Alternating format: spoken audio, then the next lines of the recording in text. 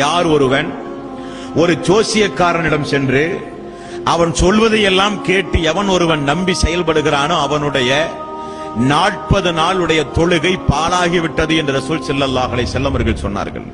நபிகள் நாயகம் ஸல்லல்லாஹு அலைஹி வஸல்லம் அவர்கள் 5 வக்து தொழுகையை நமக்கு கடமையாக்கினார்கள். இந்த தொழுகையெல்லாம் பாழாகி போய்விடும் என்று ரசூல் ஸல்லல்லாஹு அலைஹி வஸல்லம் அவர்கள் எச்சரிக்கை விடுத்தார்கள். இன்னொரு கட்டத்திலே மிகவும் கடுமையாக சொன்னார்கள், ஒரு குறிகாரனிடத்திலோ ஒரு ஜாதகம் பார்க்கும் மனிதனிடத்திலோ ஒரு ஜோசியக்காரனிடத்திலோ சென்று யாராவது குறி கேட்டு அதை நம்பினால் முஹம்மதின் மீது இறக்கப்பட்ட இந்த வேதத்தையே அவர்கள் நிராகரித்து விட்டார்கள் என்றும் ரசூல் ஸல்லல்லாஹு அலைஹி வஸல்லம் அவர்கள் கடுஞ்சொல்லை கொண்டு பயன்படுத்தினார்கள். என்ன காரணம்?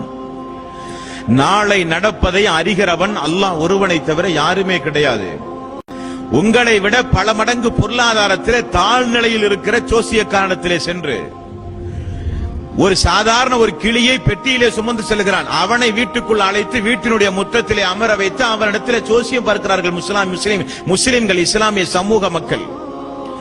ஒரு குருவி சொல்வதின் மீது நம்பிக்கை, சாதாரண ஒரு அற்ப மனிதன் சொல்வதின் மீது நம்பிக்கை, ஒரு கோடங்கி சொல்வதின் மேலும் நம்பிக்கை, கைகளை பார்த்து ஓடுகிற ரேகையை பார்த்து சொல்வதின் மீது நம்பிக்கை, அவனுக்கு மறைவான ஞானம் தெரியும் என்கிற ஒரு அபரிவிதமான ஒரு நம்பிக்கை.